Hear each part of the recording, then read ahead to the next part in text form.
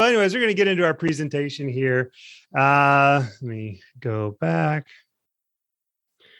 So I started off wanting to do something a little bit, what you don't know can hurt your business, but that's a really negative thing. And we're trying not to be negative.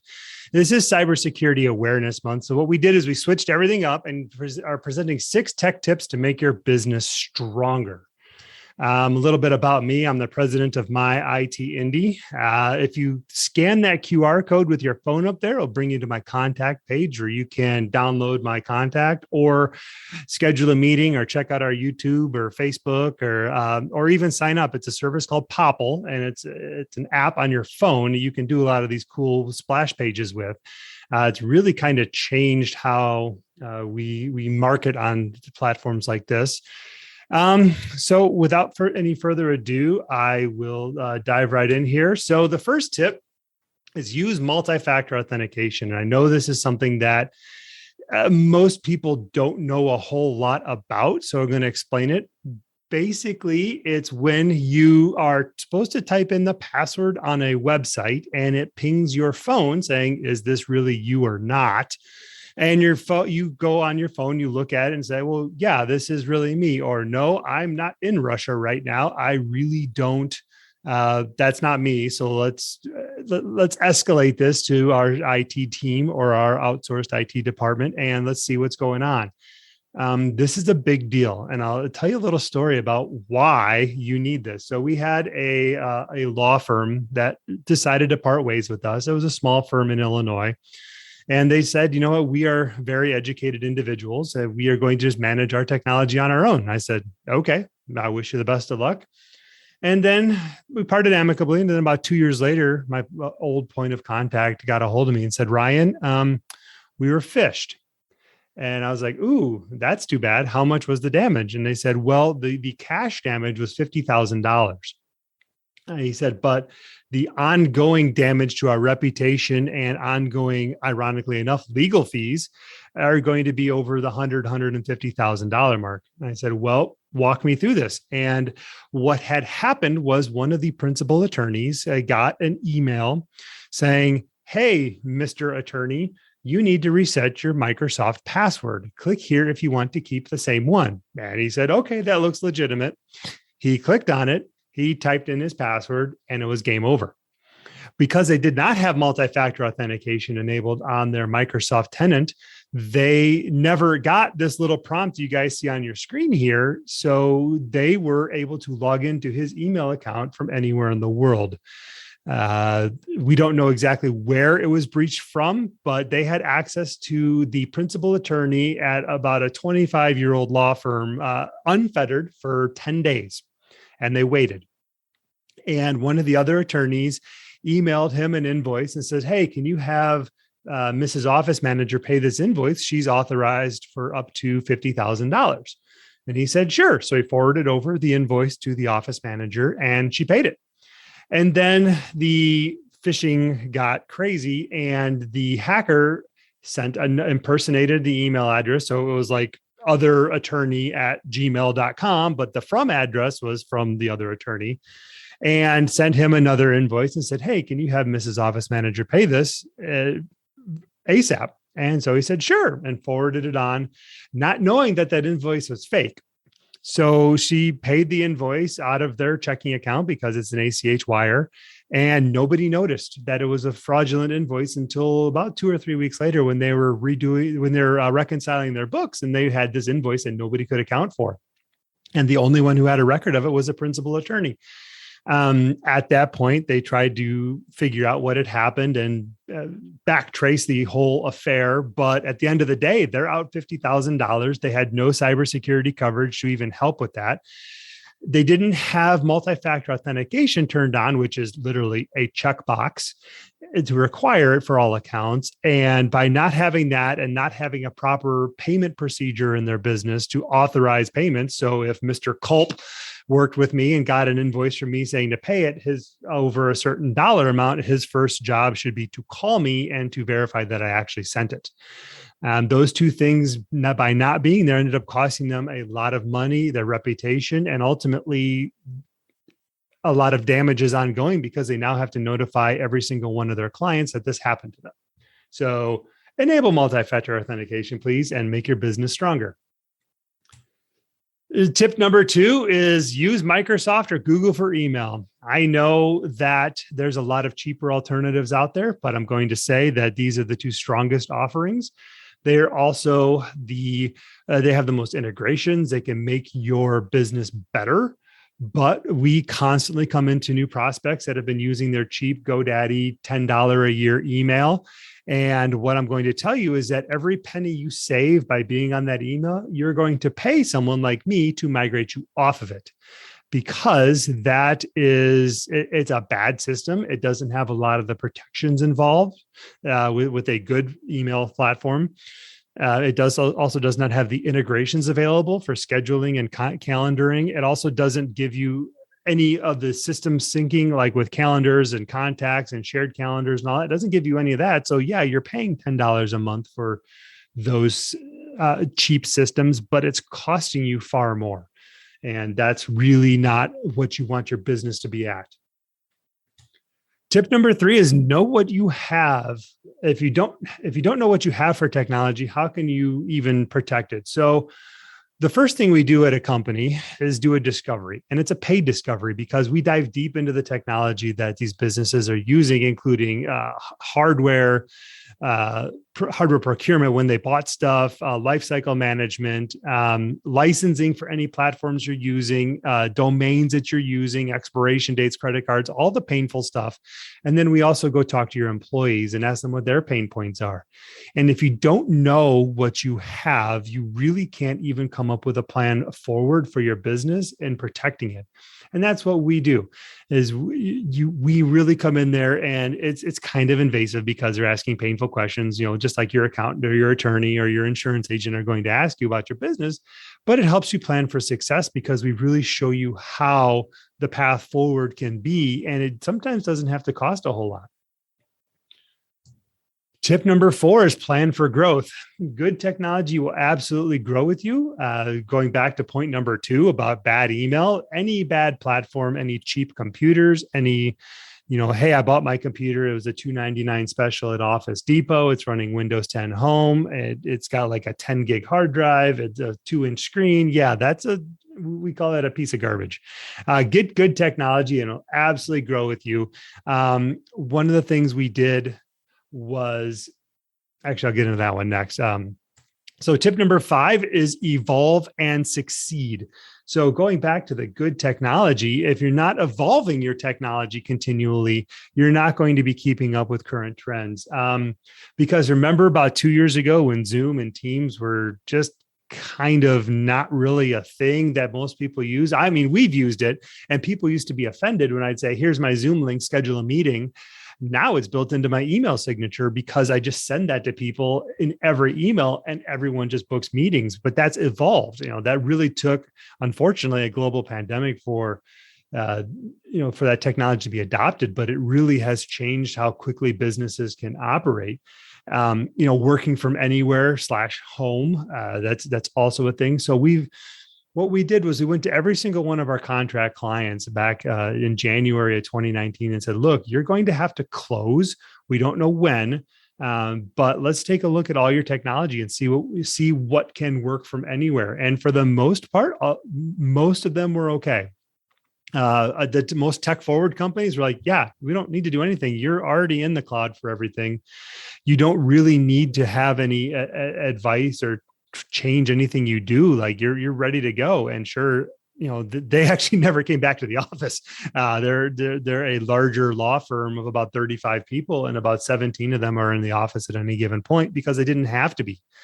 But they embrace cutting edge technology. They have Zoom phones, voice over IP phones. They use cloud file sharing systems. Like they really just use all these pieces of technology that enable their businesses to work from anywhere.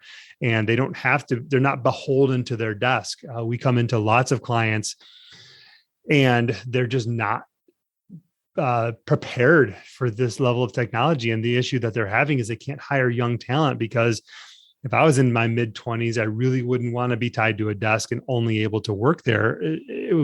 I'd want to be able to take my laptop and go work at home, or especially as a parent with kids, if they're home from sick for quarantine or anything like that, I don't have to take a sick day. I can pop open my laptop and keep working from home as if I'm sitting at my desk. And that's important. That's the new way of doing business. And if you're not doing that as much as possible, then you're really losing out on opportunity. And the final thing is, I don't know why this screenshot, the pictures in there, I think I reused it accidentally, is strong company culture is top down. And this isn't really a tech tip, but one of the things we've noticed is that if the leadership of the business supports our operation and supports our manner of handling technology, then they are infinitely more successful than companies that think they know what, they know how to do our business and they try to do it themselves, because we are the professionals. Like most people in this group, like you are the guru in your area. So if people aren't listening to you and following directions, it's kind of silly. They're not going to be as effective. Some of the things that happen if you don't have good technology is people will find workarounds. So if we had one client fire an employee, not because of their working around the technology, but they ended up firing them. Well, it turns out that their technology was so bad, this person had set up a personal Dropbox account and was working out of it on production stuff. And they let him go, and he just deleted his Dropbox account and he lost all that data. But they had bad systems in place before. So he was simply trying to work around them and to be more successful, which he was. But at the end of the day, it ended up costing them a lot of money to recreate those files, because he had just simply, they had vanished and they had no way to get them back. But that's what happens when you don't have a strong company culture embracing tech forwardness, which I don't know if is a word, but it is today, and it didn't underline on my thing, so I'm going with it. It really, if you embrace technology at that level and get your employees to also embrace it and understand the importance of doing things this way, it really makes a business environment successful, and it helps everyone work together and ultimately leads to business growth and efficiencies. So at that point, are there any questions that people have? I've not been in Zoom, so I apologize. I've been in my app that I'm using to share these things. So are there any questions? Did anyone see my presentation? Because I totally forgot to click it over. You did? Okay, good. Yeah, it's a third-party app I use, so I'm just making sure that it's all being transferred over. Ironically, it's been a tech nightmare today, where my computer setup died, and I had to replicate it real fast on some completely different hardware.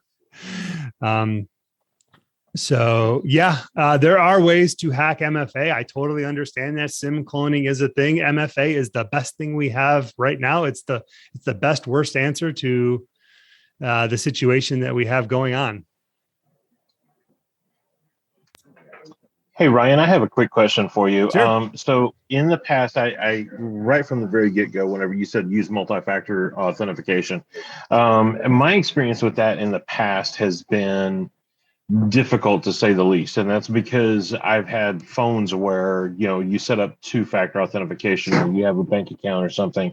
And then if for any reason you forget that second password, especially when a lot of them just use a conglomeration of letters and numbers, and it's not something that is easy to remember, I end up breaking the phone, or I have to go to the Apple store and reset everything. And it's just a pain in the tuchus, honestly, a lot of times to use two factors. So with the time that I break the phone, now every time I see something that says two-factor authentication, it's like putting up a crucifix in front of a vampire. I run from it, and I'm like, no, no, no, no, no, I don't want any of that, because I'm doing good to remember the 35 or 40 passwords I need for my day-to-day life as it is.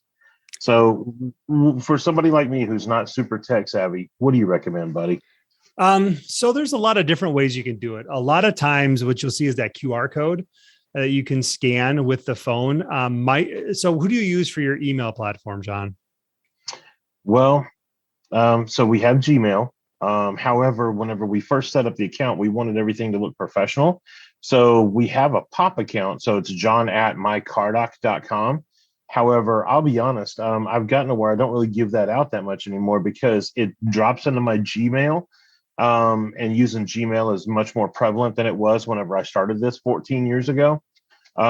So whenever, or longer than that, I guess. But anyway, so a lot of times, and I don't know why, but on our website hosting, from what I understand, it goes to our website hosting to go into our Gmail account. Sometimes it takes like an hour or two to get an email. So in order to make it expedient service, and especially if I'm on the phone with a vendor or customer service or something like that, I'll just tell them my Gmail account. Mm-hmm.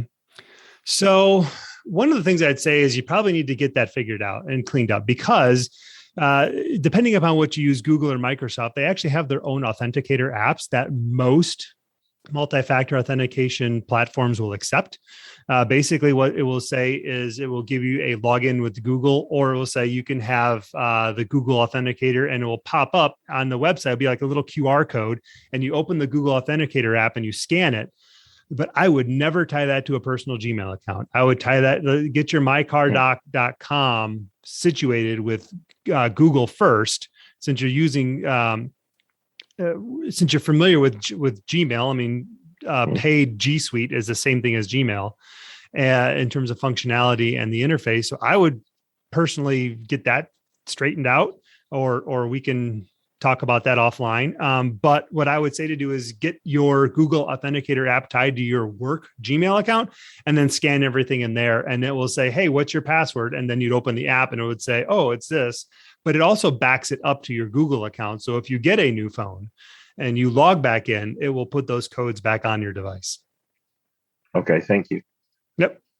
Michael asked me, also, what about a firewall appliance to an SMB? So in terms of an SMB, that's a sliding scale, because technically the SBA classifies any business as 499 employees or less as a small business, which is why you see such crazy skewed results with regarding small business loans and all that. So a firewall appliance, absolutely, you may not need, and they're not that horribly expensive. I mean, it depends on what you're doing for your business and how many people are at your office. Now, for instance, we had a client where they had 35 people at their office. Well, that's a different level of appliance than, say, 10 people at the office. The other issue we're seeing is that with working from home, security has now been spread out to the computers themselves as being more important than protecting the network. Because if I'm working at Starbucks, that's a different level of security than if I'm sitting there at the office, where I can control the entire network infrastructure and what goes in and out. So the answer is yes, very, but also security it's a layered platform. It's kind of like that 7-layer Jello, right?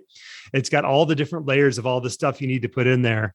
You got to have computer security, you got to have phone security, you got to have cloud security, you got to have network security. And I hate to say it, but this stuff is not free. You should be paying every month for a lot of these things. And I hate to say it, because as a bunch of business owners, we hate to hear that word. You got to pay for something. But at the end of the day, like, if I don't change my car's not running, right? It's a lot of that. It's a lot of those things. You just have to accept that this is a cost of doing business. Now, we have a sliding scale of risk. So if you're a law firm that deals with bank accounts with millions and millions of dollars in it, that's a different level of risk than if you print t-shirts. So we have different levels of security for those clients, simply because of compliance and what they need to deal with, and ultimately what their cybersecurity, their insurance policies dictate. Because Brian will go through give them a 12-page questionnaire that they have to answer. And then we figure out how to check all those boxes for them and make sure that they're as safe as possible. If your VPN tunnel access and tunnel is good, kind of, sort of. So VPN is great if you need to get into a remote network. But at the end of the day, if you don't have anything protecting your endpoint, it doesn't matter where you're connected to. We had a case where a client, this is way back in the day before any of this stuff was really mainstream. They had someone had downloaded and put their corporate Dropbox account on their home computer that was apparently being used by their kids to stream every terrible Flash movie in the world back in the day. And along the way, they downloaded something bad. And as soon as they put their corporate Dropbox account on there with 100 or 200 gig worth of data, it encrypted every single file in their corporate Dropbox account, which of course, because the files had changed, Dropbox goes, hey, all these files have changed. We need to put them on everybody else's computers too. So yes, it was not an ideal situation for anybody at that company, but that was before a lot of these things came into place. So it was really one of the first attacks of that we even witnessed. So we definitely had to up our security game as well. So yes. Are there any other questions that people have? Yeah, Ryan, I have one for you. Sure. So what is your opinion of Office 365 for Business as a cloud storage solution? For most verticals, it's great. If you deal a lot with Word and Excel and Power and those types of documents, which a lot of businesses do, it's a fantastic platform because you can co-edit documents live with the applications on your computer, kind of like how Google treats their document management, but you can actually use the Microsoft apps. It doesn't matter if you're on an iPad, a Mac, Windows, it doesn't care. And it's really a great platform for that level of work. Now, there are limitations to it. Regarding the amount of files you can have in any SharePoint site, which is it can be something to manage. Google is better about that. However, they have their own set of limitations, which we're not really a Google shop. We are strictly a Microsoft shop. I don't care what computers you have, Mac or Windows, iPhone, it doesn't matter to us. But the back end of a lot of our business clients is all Microsoft. For most small businesses, it's a fantastic platform. You can run into some limitations. There are also file naming limitations on it. You can't have slashes or spaces before or after a name. So if you've been like, oh, I'm going to put a space at the beginning of this file, so it's at the top of the list. Well, it won't sync that because Microsoft has deemed those characters as illegal, and a slash in a file name typically means a folder. So it really gets confused about stuff like that and won't sync it. But that stuff, if you use a Mac or Windows, the OneDrive / SharePoint client will tell you that you're using illegal characters, and it will help you fix them so that you're going to be magically all better. So then, in addition to that, should you also be implementing additional backup solutions? Yes. The cloud is absolutely positively not in any way, shape, or form backup. Some of them offer versioning, which is kind of okay. But if someone deletes a file or someone deletes a folder and walks out and you don't notice for 30 days, there's no way to get that file back unless you enlist a third-party backup provider. We like a couple of them, but they are channel only. So they only go through people like us because we manage them for clients. But typically they're unlimited in nature. The backup SharePoint teams, any of your email contacts, calendars, shared documents, OneDrive for business, OneDrive for SharePoint. And it really makes for a great experience for when somebody does something bad, because we have had that happen where somebody will delete everything and walk out the door. And we're like, that's cute. Here's everything back. And here's the documentation showing that you deliberately tampered with company intellectual property. And now it's a police business and an FBI business. I'm out. So we've had those situations as well. But yes, you absolutely have to have backup for your cloud.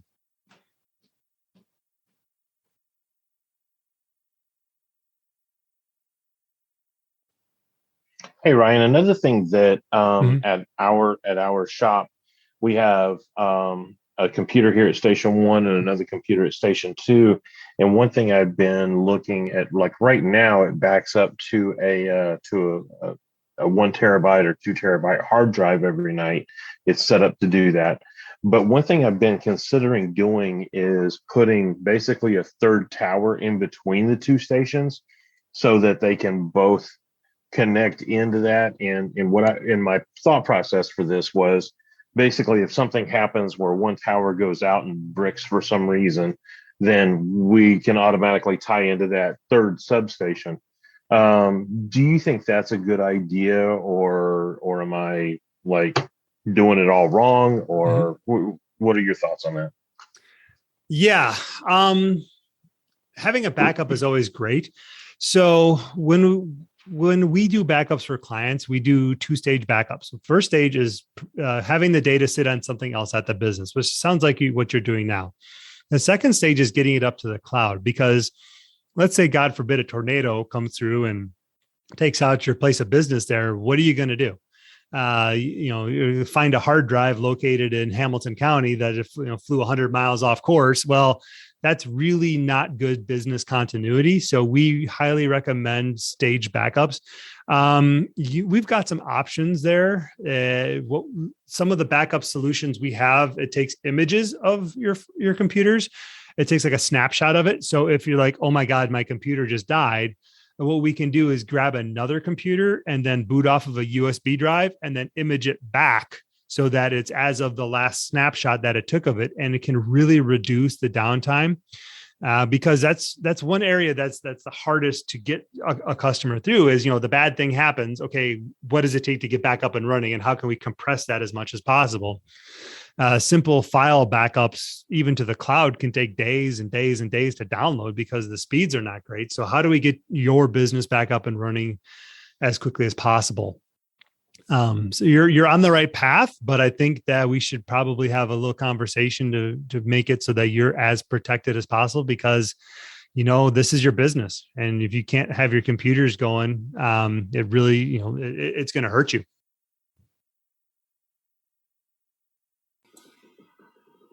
Ryan, so you talked about someone gets ransomed, right? Mm-hmm. They have that happen to them, and you have to go in and do some of the forensic stuff. What kind of cost are you looking at to go in and do some of the forensics to either figure out the ransom or how long someone's been there? What does that look like? It looks like the world's longest nightmare because you're going to be down until this is figured out. So the first thing you're going to do as a business that has any sort of ransomware is reach out to your IT guy, as someone like me. And what I'm going to do is take a look at what's happened, look at the event. And then depending upon the severity of it, we're going to have to call your insurance agent and maybe get some experts in because it's that severe. We are great at a lot of the lower level stuff, but if you have a massive breach going on across your enterprise, you're going to need, like any of the hospitals that have happened, they've called in national security companies to dive into the forensics. And you're looking at hundreds of thousands of dollars to get that level of technology, snooping and figuring it out, because it's a long hidden paper trail. It's like trying to find the breadcrumbs that Hansel and Gretel to get out of the forest. They're just not there. So you got to dig and dig and dig and try to figure out, how to get that information back. And that's actually beyond the scope of what we have had to deal with. But if you're talking about like a computer gets encrypted, or you're talking about, we've had clients get their email and, get their email hijacked.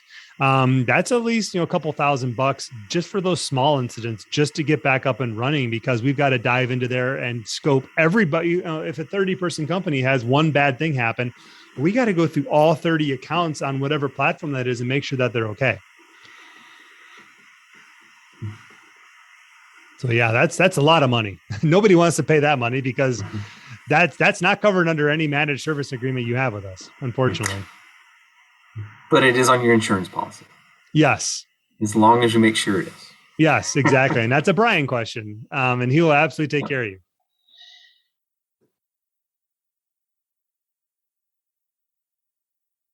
I think I scared Jeanette away. She ran off.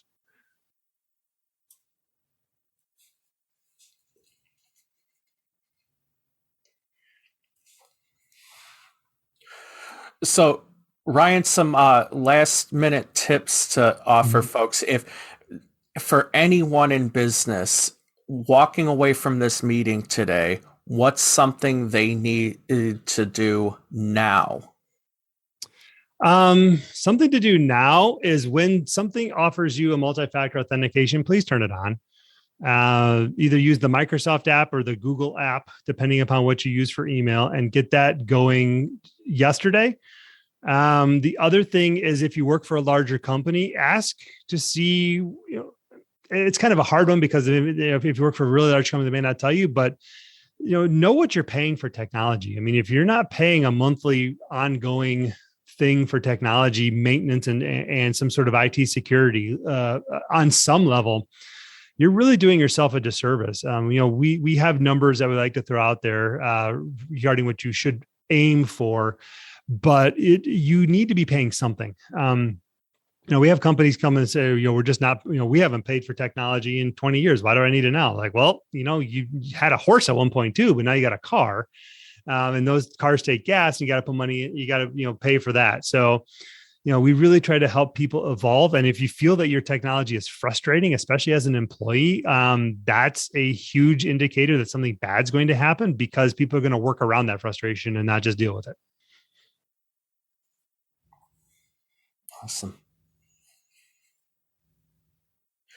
Does anyone have any other questions for Ryan?